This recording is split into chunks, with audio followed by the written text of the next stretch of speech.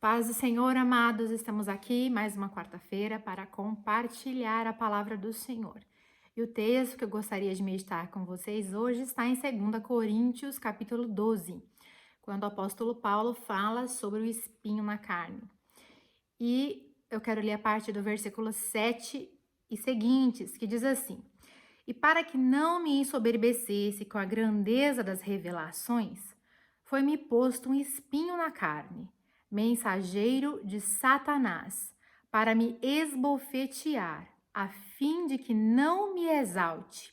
Por causa disto, 3 vezes pedi ao Senhor que o afastasse de mim. Então ele me disse: A minha graça te basta, porque o poder se aperfeiçoa na fraqueza. De boa vontade, pois, mais me gloriarei nas fraquezas, para que sobre mim repouse o poder de Cristo. Pelo que sinto prazer nas fraquezas, nas injúrias, nas necessidades, nas perseguições, nas angústias, por amor de Cristo. Porque quando eu sou fraco, então é que sou forte. Esse texto é um texto muito conhecido, né? Onde inúmeras pessoas fazem as suas meditações acerca de que era qual espinho na carne era esse de que Paulo tanto fala. E ele disse, a primeira coisa que ele fala no começo do capítulo 12 é que, no versículo 7, mas no começo do capítulo 12, ele também fala que ele foi arrebatado ao terceiro céu. E que lá, se no corpo ou fora do corpo, ele diz que não sabe, que ele ouviu palavras inefáveis, nas quais o homem não é lícito reproferir. Que ele viu coisas e ouviu coisas maravilhosas. E aí ele diz que, no versículo 7, para que não se ensoberbecesse com a grandeza das revelações. Então, a primeira afirmação que ele faz é que ele havia recebido revelações extraordinárias da parte do Senhor. E que diante dessa revelação que ele havia recebido, diante dessa grandeza que ele havia recebido, extraordinária de Deus, que foi-lhe posto um espinho na carne, e ele diz, mensageiro de Satanás, para que o esbofeteasse. Imagina, amado, uma pessoa esbofeteando você o tempo todo, todos os dias. Que coisa mais torturante seria essa, né? E ele diz, por conta dessa grandeza dessas revelações e com uma finalidade, para que ele não se ensoberbecesse. Ele diz que pediu 3 vezes a Deus. No versículo 8. 3 vezes pedi ao Senhor que o afastasse de mim. E a resposta do Senhor foi não. É interessante que nós temos uma visão de Paulo de que tudo que ele pedia a Deus, ao Senhor Jesus, o Senhor concedia a ele, né?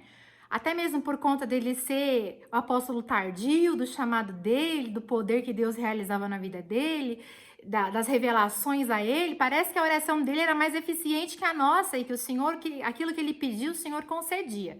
E aqui fica evidente que o Senhor também falava não para o apóstolo Paulo. Assim como o Senhor fala muitas vezes não para mim e para você. E isso nos coloca no mesmo pé, no mesmo par da humanidade, né?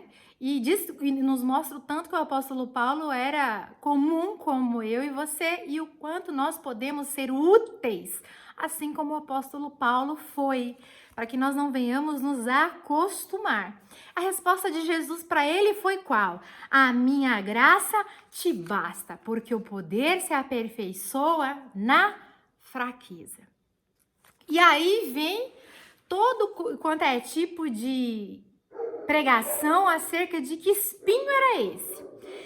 E aí nós começam-se, né? Os mais antigos vão começar falando que o espinho na carne de Paulo era a conjuntivite crônica dele, que o espinho na carne de Paulo era a perseguição dos judaizantes, que o espinho na carne de Paulo era ter que trabalhar para sustentar o seu ministério, que o espinho na carne de Paulo era a não aceitação da igreja, né, por conta do histórico dele, que o espinho na carne de Paulo era ter que viver desassossegado por conta de todas as tribulações e lutas que ele viveu.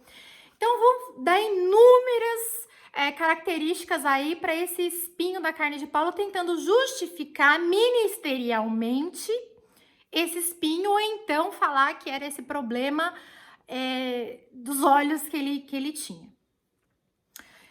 Com a introdução da teologia da prosperidade, ferrema, qualquer tipo de menção de doenças físicas ficou absolutamente inviável e indizível, né? Para falar que o apóstolo Paulo, que esse espinho na carne poderia ser uma doença física nele, porque afinal de contas, você declarar a fé curaria qualquer tipo de enfermidade, e só não era curado quem não cria.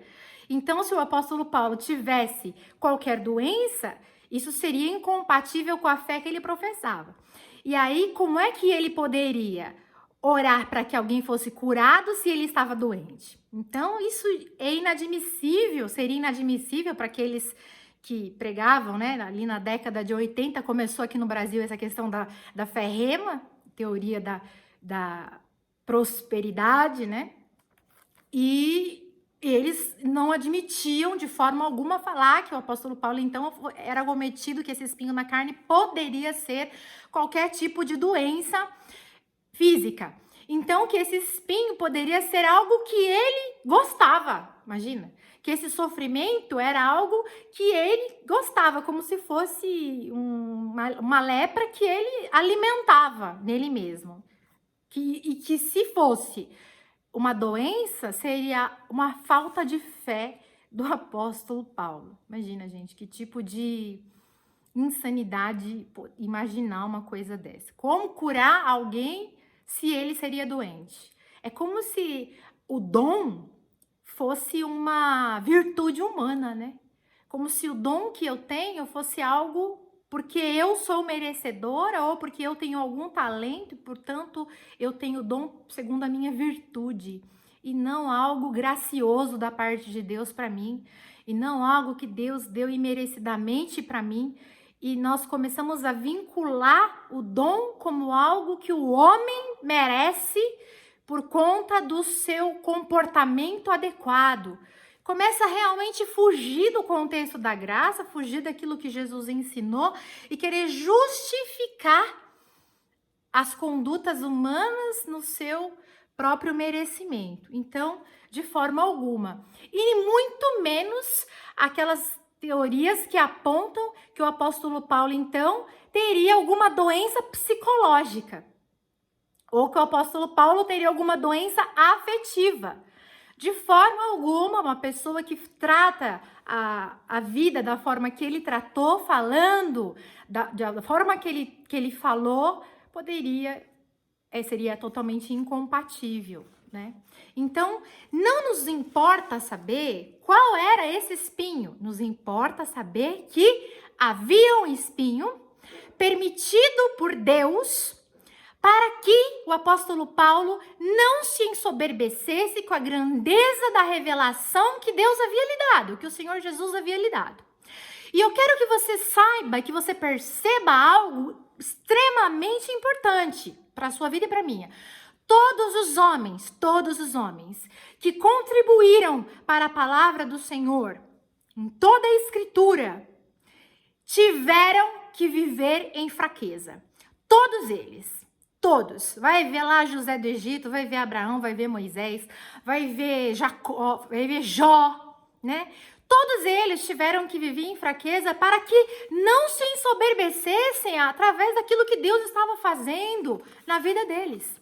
Todos eles tiveram que viver de acordo com um limitador para aprender a viver em humildade e dependência daquilo que Deus estava revelando e usando-os para ensinar o povo e automaticamente nos ensinar através do registro daquilo que eles viveram e experimentaram de tão poderoso em toda a Escritura.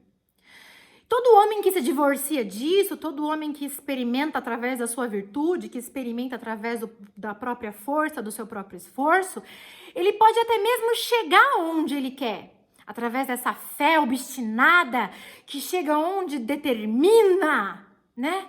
Ele pode chegar onde ele quer, mas certamente ele não chegará onde Deus deseja. Certamente não, porque esse lugar é muito distante do lugar onde esse homem quer chegar, certamente. Tem um princípio muito importante que nós precisamos entender dentro desse texto, que é o princípio da polaridade, né? São os polos. Toda virtude que você vê para o lado de fora, meu amado, ela existe na mesma proporção para o lado de dentro no sentido oposto. Isso é uma grande verdade. Tanto que o apóstolo Paulo, ele fala assim, da grande revelação, né, com a grandeza das revelações, automaticamente se fez acompanhar por um mensageiro de Satanás. Isso por quê? Para equilibrar esse bem que Deus havia dado, essa grande virtude, esse dom que Deus havia dado para Paulo, precisava ser equilibrado. Então, diante daquela maravilhosa revelação, foi permitido também um mensageiro de Satanás, esse espinho na carne, a fim de equilibrar. Porque senão, ele iria para um polo muito grande de arrogância, de maldade, de eu posso, porque a mim foi dado, de de se achar mais do que deve, né?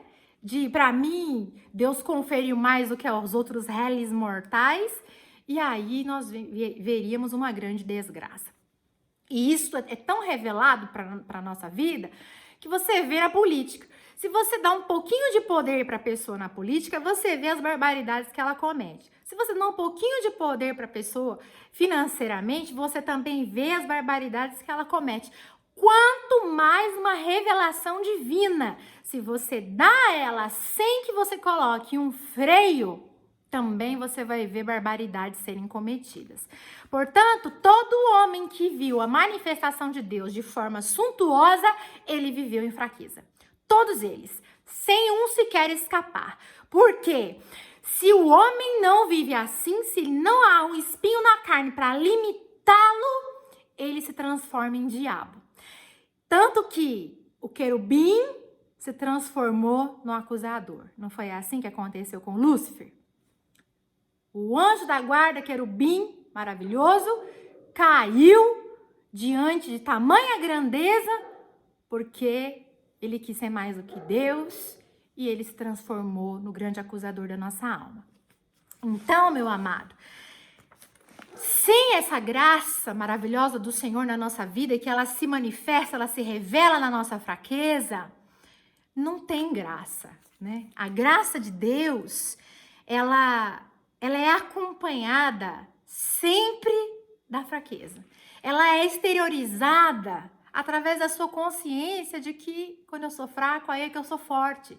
Porque Deus, ele manifesta a grandeza dele quando eu me vejo tão pequenino e frágil. E que eu percebo que por maior que seja a revelação que ele me deu, eu tenho um espinho na carne. Eu tenho algo que me incomoda. Eu tenho algo que eu pedi para que Deus removesse, mas ele não removeu. Ele não removerá. Eu preciso me acostumar, eu preciso aprender a conviver com isso, eu preciso aprender a glorificar, a servir, sem me importar com esse espinho, aprendendo a conviver com ele me incomoda daqui, eu venho para cá, ele me incomoda daqui, eu venho para cá, mas sabendo que Jesus disse, a minha graça te basta. E essa graça precisa me bastar. Sem eu esquecer de duas coisas importantes. Essa graça não vem de mim, ela vem de Deus. E ela não vem de mim para que eu não me glorie. A glória é para Deus. Tudo que eu fizer, tudo que acontecer, tudo que Deus me usar para fazer, tudo que eu agregar na vida de alguém é para a glória de Deus. Isso é fundamental que eu tenha consciência. Porque você já se imaginou se você tivesse um superpoder? Você já imaginou se você tivesse uma super virtude?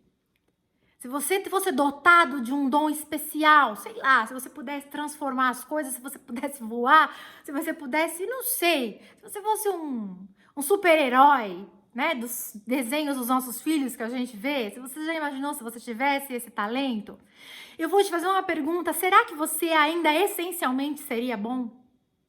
Será que essencialmente você estaria trilhando esse caminho da bondade, de se autoexaminar, de falar, Deus, a glória é sua, Senhor, que eu diminua e o Senhor cresça, que eu desapareça em meio à tua glória, que não vem de mim, a glória é tua, a graça é tua, o poder é teu. Será que essencialmente você continuaria sendo bom?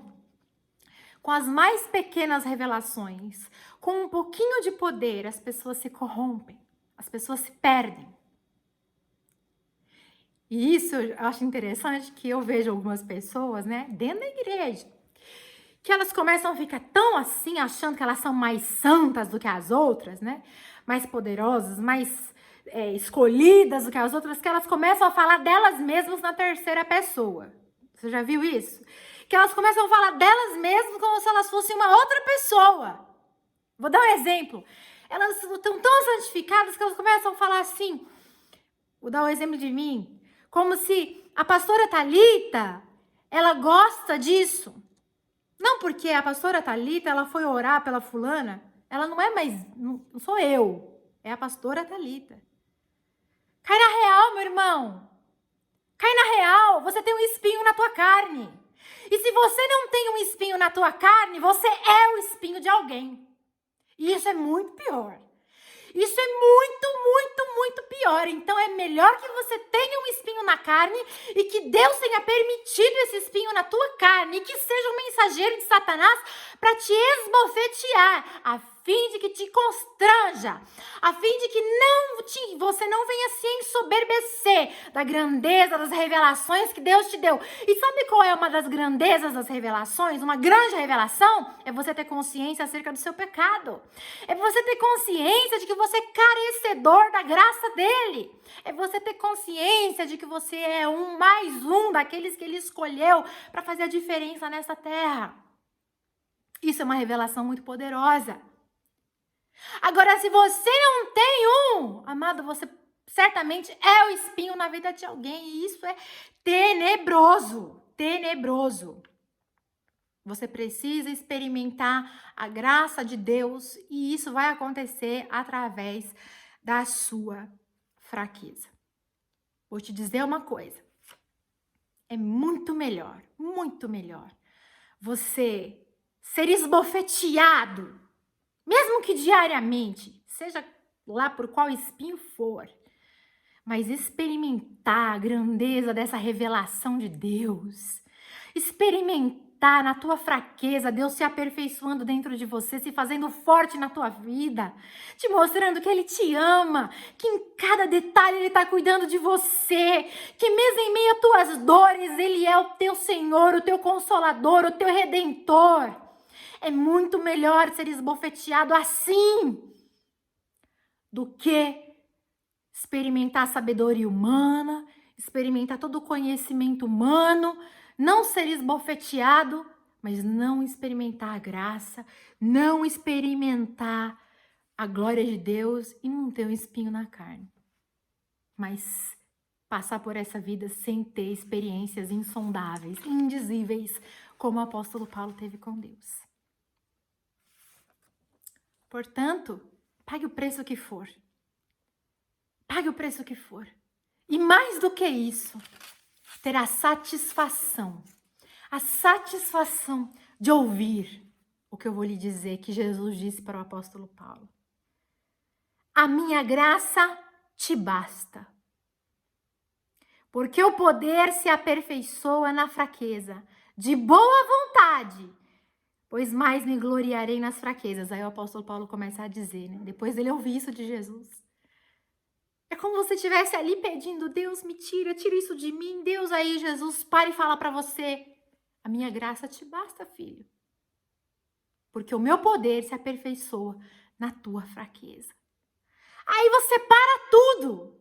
E aí você passa a falar, como o apóstolo Paulo disse, de boa vontade, com alegria, mas me gloriarei nas fraquezas, para que sobre mim repouse o poder de Cristo.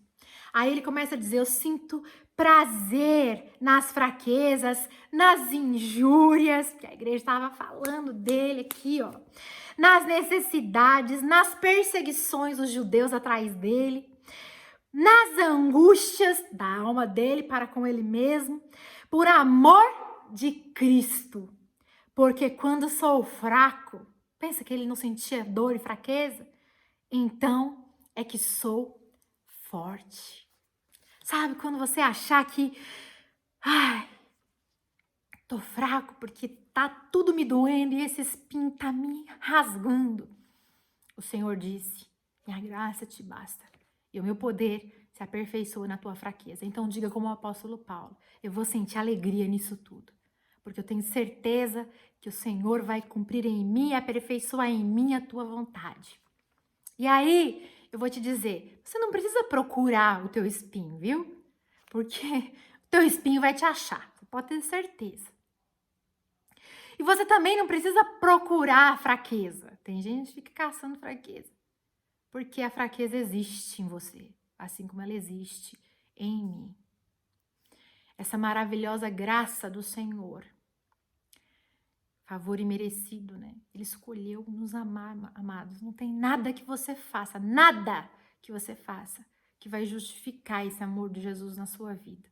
Mas você pode retribuir esse amor dele enquanto você viver, amando os outros, obedecendo a palavra dele, sendo útil no ministério. Qual era o espinho de Paulo? Não interessa. Se interessasse, havia sido dito claramente. Interessa saber que ele estava lá. Interessa saber que Jesus não tirou o espinho dele. Então aprenda que você vai ter que aprender a viver como o seu. E eu vou ter que aprender a viver como o meu. Jesus, sendo Jesus, foi coroado com uma coroa de espinhos. E os santos dele, eu e você, experimentarão o espinho na carne. Não pense que passaremos por aqui ilesos. Não passaremos. Mas nós podemos passar por aqui sem ser o espinho na vida de alguém. No nome de Jesus, que você acolha essa palavra no seu coração, que possa ser vida na sua vida, que possa te abençoar e que seja frutífero para você. Compartilhe esse vídeo no nome de Jesus. Curta aqui se foi bênção na sua vida. Faça um comentário se você quiser e compartilhe com o máximo de pessoas que você puder. Eu te peço isso no nome de Jesus. Ósculo Santo, fiquem todos na paz do Senhor, que excede todo entendimento. Fiquem com Deus. Até semana que vem.